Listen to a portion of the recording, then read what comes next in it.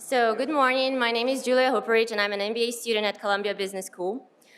Investments are usually related to trends. Today, we see at least 3 different crises worldwide: global warming, food shortages, and the energy crisis.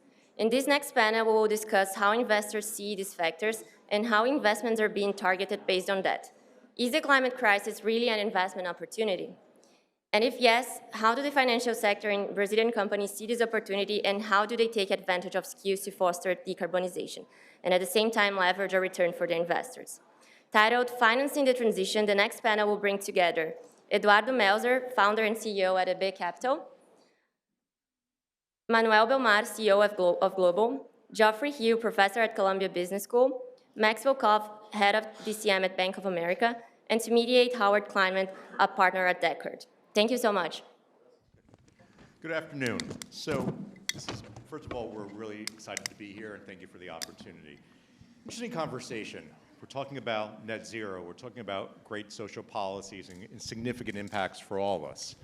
And the question is money. How do we finance this? And what's the amount? I think our panel is going to present different visions and information from sort of the sense of what's happening globally, the need globally, and what the cost is from the sort of the dynamic with sort of investors, the investors that are actually going to fund a lot of this transition.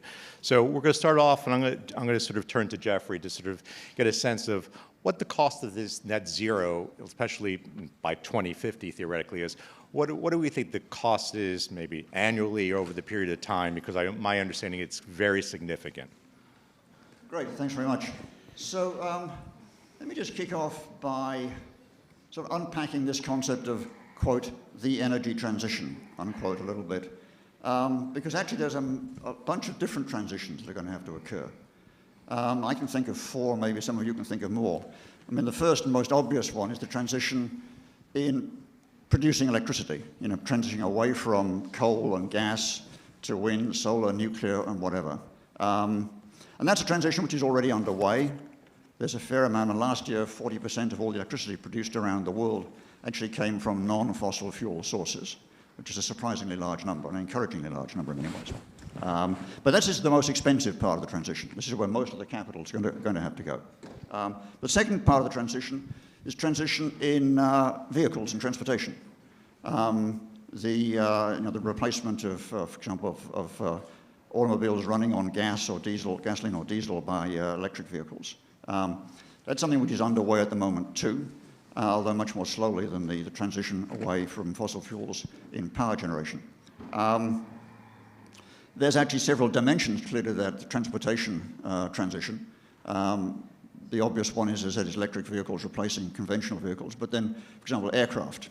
Aircraft are a significant source of CO2 emissions, and they will have to be replaced by things burning something else. That's interesting from a Brazilian perspective, because one of the strongest contenders for replacing jet fuel at the moment is what's called sustainable aviation fuel, and that's essentially a form of biofuel. And Brazil is one of the biggest players in the world biofuel industry.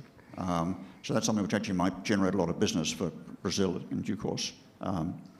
The third element of the transition is transition in heating, space heating. It's not something you probably think of very much, but every building in the world, pretty much, that's heated is heated by either gas or oil or coal. So here in New York, for example, the biggest single source of CO2 emissions is actually buildings. Buildings, first of all buildings, then secondly transportation, and third power generation. So buildings are a major source of CO2 emissions. And we have to stop burning fossil fuels to heat buildings.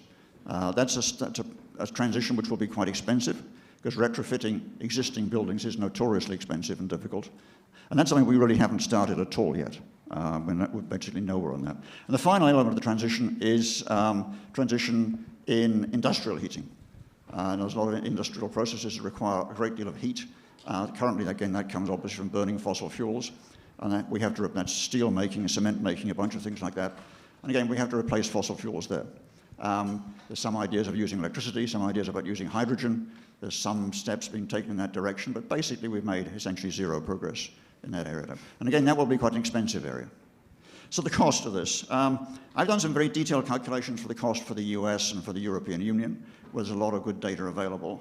And I can make some guesses, and they're not much more, frankly, than educated guesses about the rest of the world. So the cost in the US, the gross cost of an energy transition going to net zero by 2050 would be somewhere between $3 and $4 trillion. Okay, that sounds like a lot of money, but if you divide it by 30 years, it comes out to be a little bit more manageable. And that's the gross cost. Interestingly, the biggest single element, one of the biggest single elements of that, is the cost of energy storage. If you're going to be generating electric power from wind and solar, which are intermittent, you need the capacity to store electricity. And well over $1 trillion will have to be spent on building up energy storage capacity in the US. And that's surprising. I was surprised by the size of that number when I first saw it. Obviously, that could come down if the costs of batteries come down.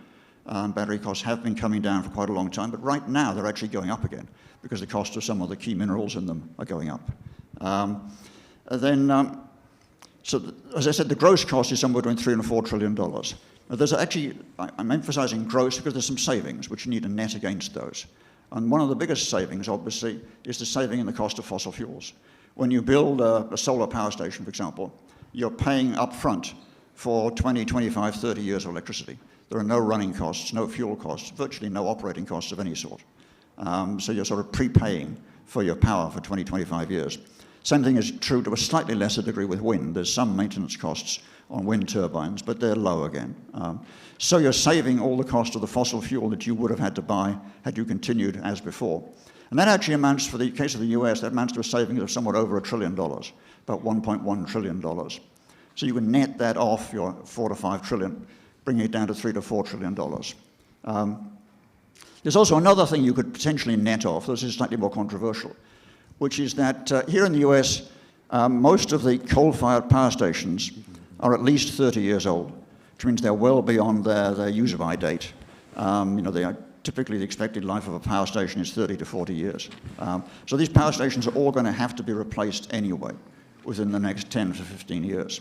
In fact, many of them probably should have been replaced already. And that means that it really isn't correct to attribute the cost of replacing them to going green. That's not part of the cost of the energy transition, because you'd have to replace them anyway, whether you made an energy transition or not. If you didn't make the energy transition, you replace them by coal. If you make the energy transition, you replace them by wind and solar. Wind and solar is actually cheaper than coal, quite a lot cheaper. So that's another thing you can net against this. So what I call the incremental cost of the energy transition for the US is actually somewhere in the region of maybe $2.5 to $3.5 trillion. And that comes out to, on an annual basis, somewhere between sort of 60 and $100 billion a year. The US is already spending about $45 to $50 billion a year on investment in energy infrastructure. So it's actually not a huge increase relative to that. Now, you can do similar figures for the European Union. The European Union is a bit bigger. The figures are scaled up somewhat more. But the calculations are similar. So you're looking at $5 to $6 trillion, something of that sort. The savings from fossil fuels, from not having to spend on fossil fuels, are actually greater in the case of Europe, just because the cost of fossil fuel is much higher there than it is here. Many times higher, actually, at the moment. Now, when you look at the rest of the world, it's hard to get good data.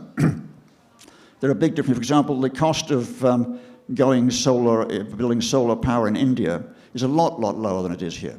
Labor costs obviously are much lower. You're paying a small fraction of what you pay people to construct a power station here. And a big element of the cost of a solar power station is actually steel. Solar panels sit on steel frames. And steel in India sells for about half the price that it does here. So solar installations in India can be maybe 60% of what they cost here. So there's quite a big saving there. And when you look at the rest of the world as a whole, so my sort of informed guess, and I wouldn't think it's much more than this, is we've got to spend $50 trillion between now and 2050 if we want to do complete decarbonization. Obviously, that's making some assumptions about what's going to happen to the price of solar panels, the price of wind turbines, things of that sort, and those are all controversial assumptions. But anyway, that gives you a kind of an overview of the whole thing, and I'll stop at that point. Thanks, Geoffrey. So, Eduardo, we've heard from Max, thank you, a lot of detail about what's happening in terms of new issuance, about debt. Love to hear from you as you raise money and you speak to investors. that are focused on sort of going to net zero. What's your experience? What investors are looking for? Obviously, they're looking for return on the investment, but structures and some of your experiences to give the audience a better sense of the conversations and sort of the challenges, or maybe the more opportunities in terms of investing. Thank you, Howard.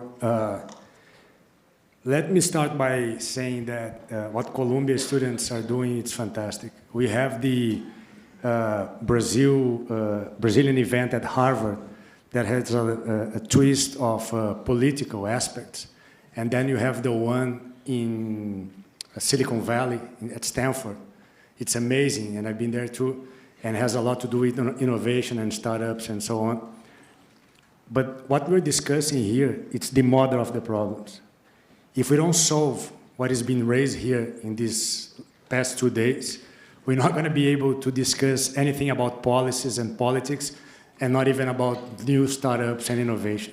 So I'd like to congratulate the Columbia students and the organization of this event, which is fantastic, and I really hope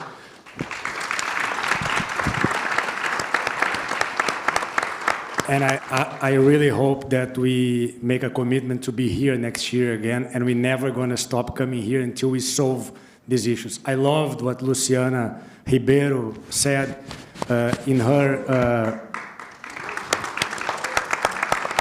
I really loved what Luciana Ribeiro said on her opening remarks yesterday when she said, JFK in 1962 said, "We are going to the moon." He didn't ask, are we going to be able to go to the moon? That is the determination that changed the world back then. We need to have at least the same determination. So Howard, if you excuse me, I would like to establish a link between what we discussed yesterday and what we're discussing today. And of course, I don't want to run away from your question. Investors are absolutely determined to engage and support companies that, complying to this reality, okay? But we can talk about that later, and that's all about leadership. But I want to establish a link between yesterday and today, and I would like to highlight a very special session that we had yesterday, which was the second panel, if I'm not mistaken, where Mark Wiseman brought a vision and a positioning in regards to how difficult and the skepticism for us to change what we need to change. And he brought very concrete and relevant examples. And I think, if I'm not mistaken, but the concept is there, saying that it's very difficult for instance, the Canadian pension fund to invest in São Paulo, or it's better to invest, it's easier to invest in San Diego than in São Paulo. It's easier for a Canadian pension fund, for instance, to invest in San Francisco than in Santiago.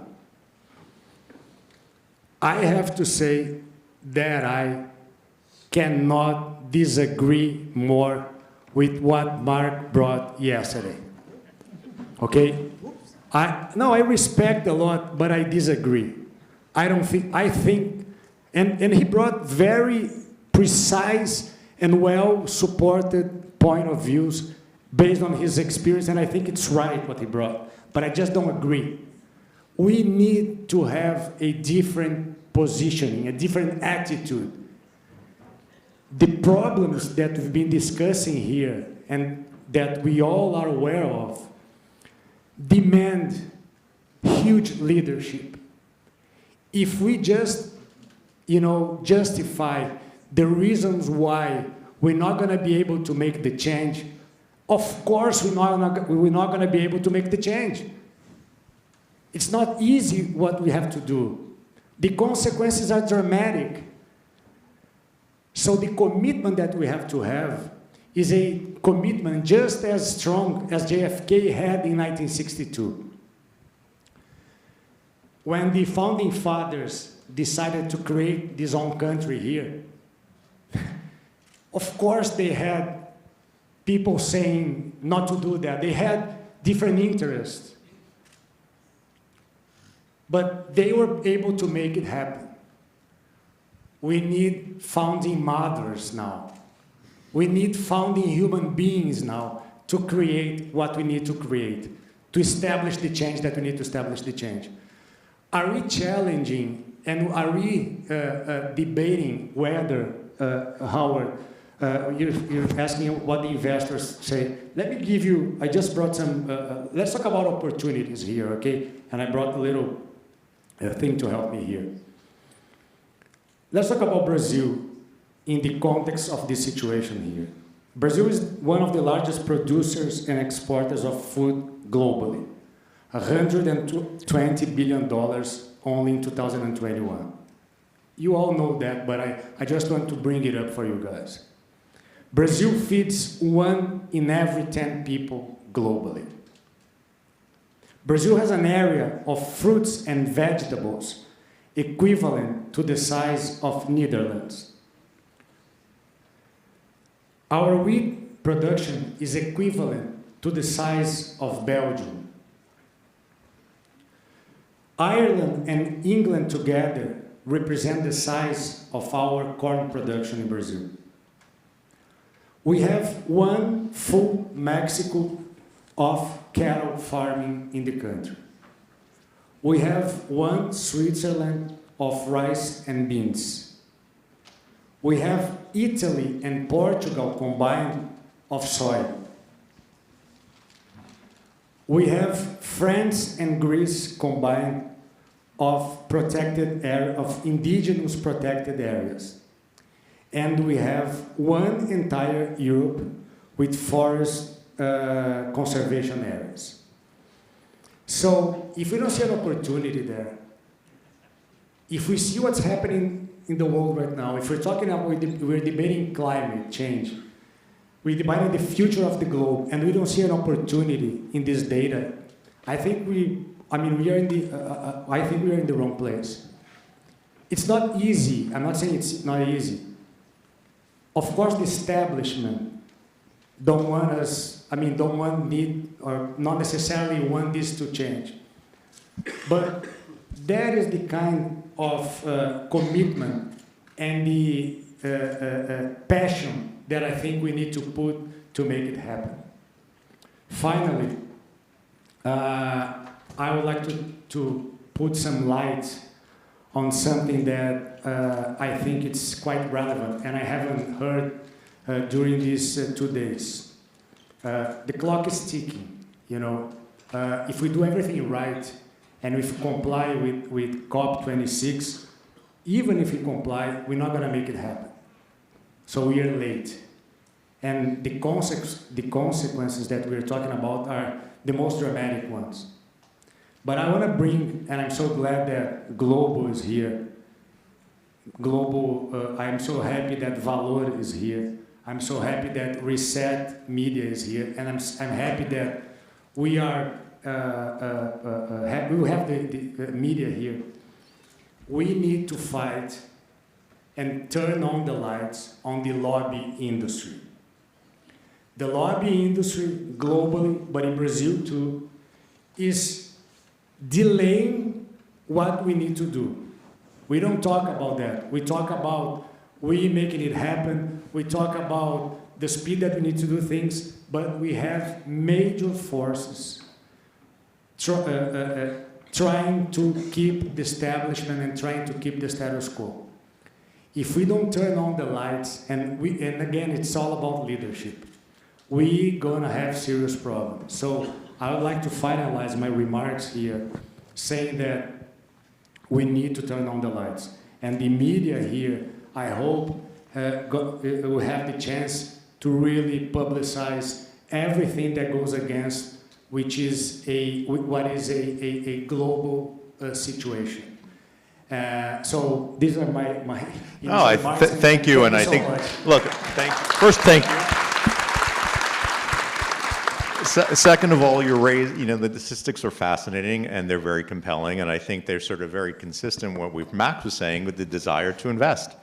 And I think that, Eduardo, you talked about leadership. Well, I think this is a great sort of opportunity to talk to Manuel, what Globo is doing. They're leaders, what they're doing transition. It's an operating company, how they're spending their money, where they're putting their CapEx to work in terms of just financing and also in terms of just social change. So I'd love to hear from Manuel what you're doing, because I think that's a real life example and it actually symbolizes leadership as well. Thank you, Howard. Good morning, everyone. And first and foremost, I would like to absolutely thank EB Capital and Luciana for putting this together. It's really an honor for us to be part of such an incredible set of panelists, as such qualified panelists. It's a moment of learning, and particularly for us, it couldn't be more timely.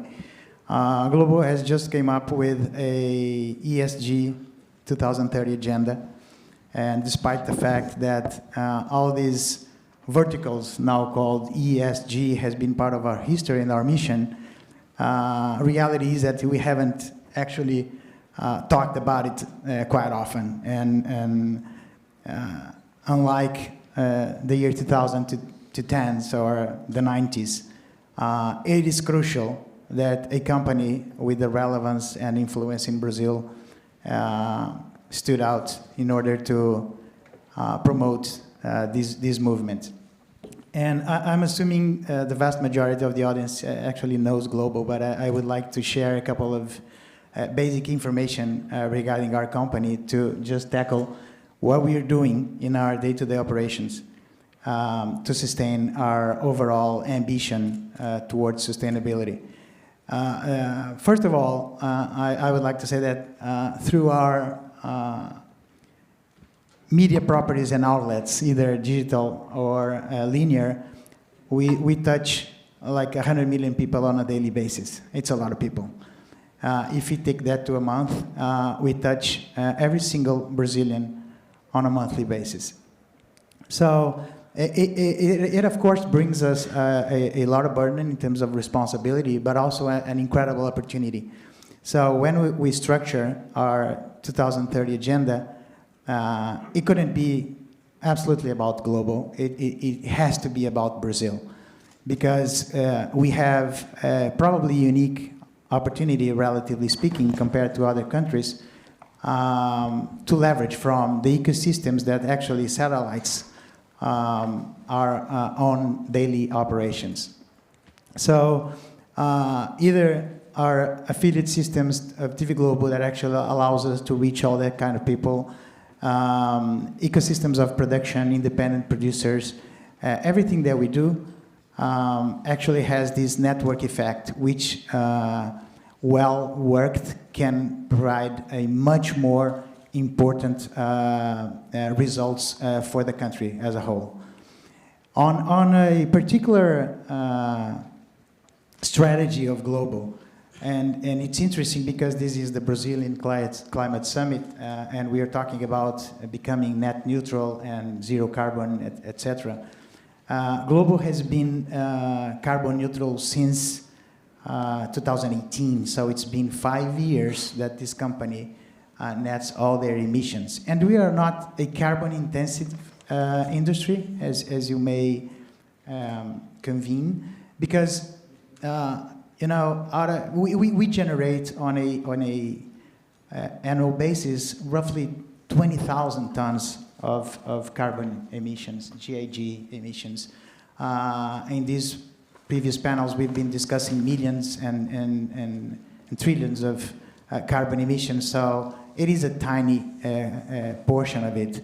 But reality is that if Globo, from a multitude of components, was to be a city in Brazil, we could be a city number 300 out of the 5,500 municipalities that we have in the country.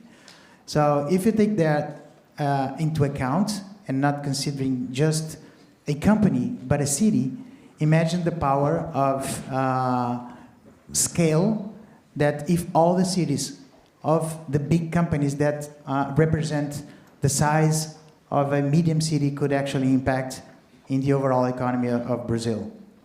So to bring that to more granularity approach, of course, we have our operations, the offices and everything, and we have our studios. And on GHG emissions, out of the 20,000 tons per year, roughly 60% is scope 3. And Marina Grossi made the point earlier today that how important scope 3 is, because it's the one that actually will bring a lot of value for most companies that do not have emissions natural related to their core operations. So we decided first and foremost that our ambition would include scope 3. And Mark was saying about the sustainability linked bond that we issued back in January this year. One of the only windows that a transaction could be taken to the market, we were very fortunate, and we want to present ourselves as being a leading character, a protagonist in terms of the ESG agenda. And we associated that transaction with, despite being carbon neutral already, the idea that we could actually reduce our absolute emissions by 30% in 2030 and 15% until 2026 in connection with the COP26 objectives. It is science-based target. It is something that we have discussed a lot here, very ambitious, and we are dedicated and committed to do it. But again, we feel that the network effect and leveraging for those ecosystems that follow our business will be the key component of making a difference. We are committed to making a difference every single day. This is our hashtag. And just to give you some clarity on that, we just heard from BCG this morning that 85% of the matrix in Brazil is already coming from renewable energy. At Globo, we operate at 97%, and will be 100% until the end of this decade.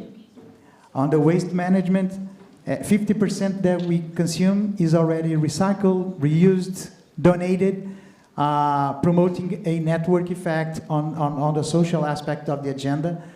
So it brings a lot of opportunity for a multitude of individuals and small companies that depend on our business as well.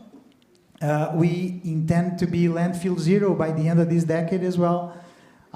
We are discussing and collaborating with multiple different organizations in Brazil and outside of Brazil to bring technology to the table and see what is available in order to speed up that process. Also, in terms of water, we have been reducing the usage of potable water year over year. We now have probably 40%, 50% less usage of water than what we were using back in 2016 or so.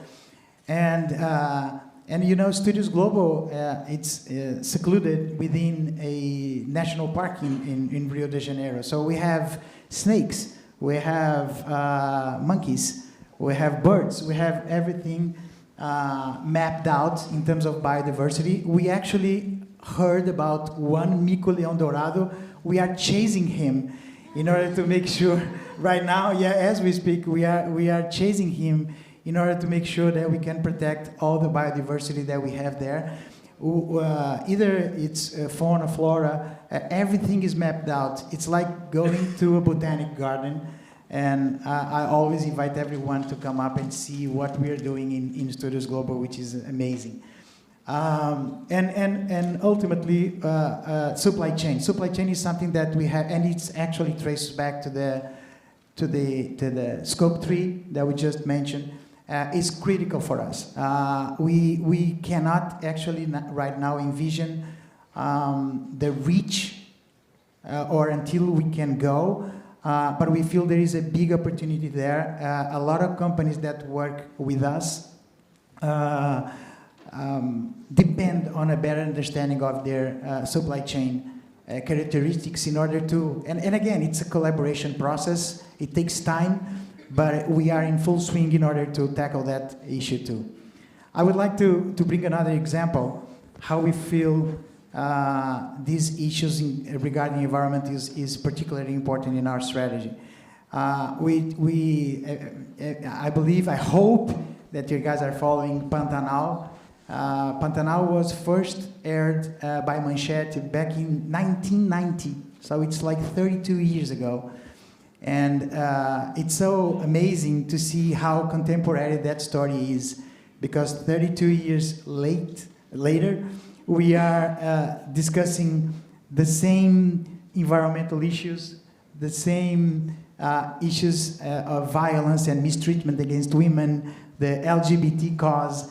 Everything was already there in 1919. I will save that for a little later.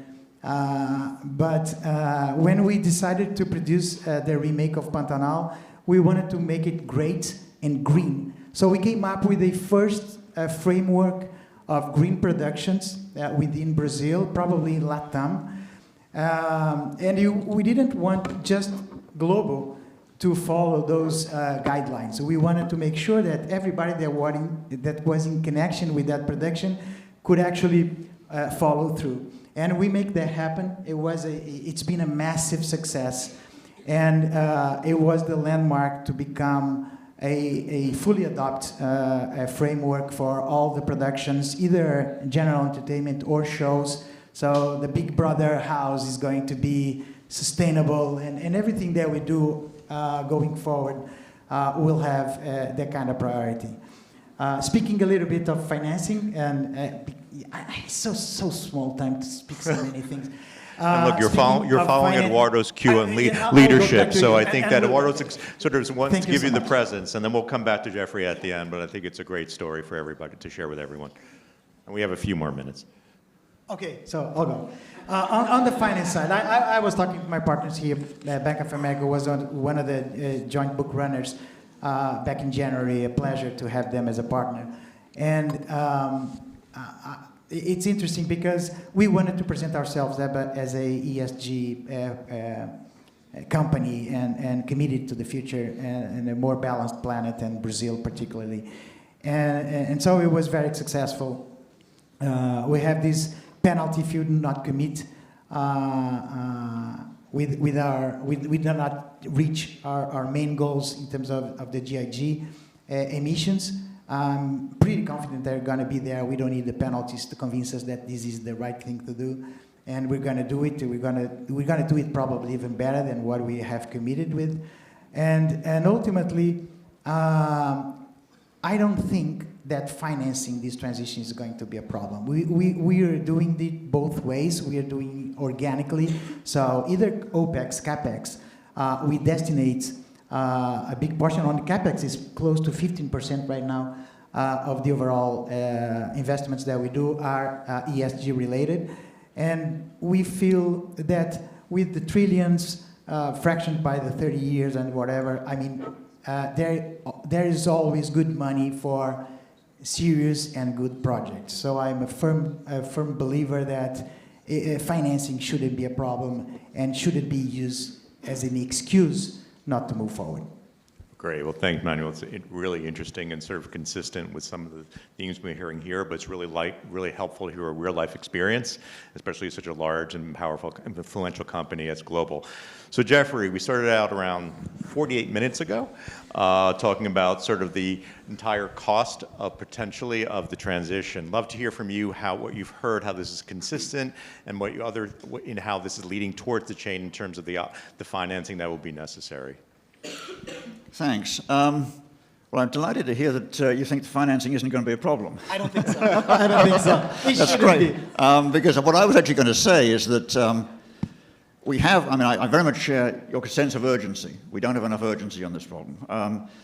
The technology for solving the climate problem exists. We know exactly what we have to do from a technological perspective. We have perfectly good technologies to replace fossil fuels, and we've had them for a couple of years now. So we can go ahead and replace fossil fuels immediately. The real problem, actually, is a financing problem. because we need a huge amount of money. As I said, we're going to need, globally $40–50 trillion. Some countries can generate that money themselves. So the US can generate that kind of cash itself. Europe can generate the appropriate amount of cash itself. And it seems that Brazil probably can too, which is great. But a lot of parts of the world can't generate that kind of cash. India can't generate that kind of cash. Lots of parts of Asia and Africa can't generate that kind of cash. So we need some very big cross-border cash flows in order to do this. And that, I think, is where some of the difficulties are going to come. But I see solving the climate change as a financial problem now, and not as an engineering problem. A political problem too, of course, but a financial and political problem as much as an engineering problem.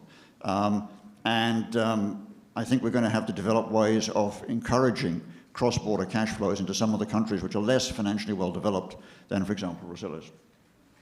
Well, great. Well, thank you, everyone. Thank you for my co-panelists. Look forward to hearing next panelists after us. And I think we actually, Luciana, we did it.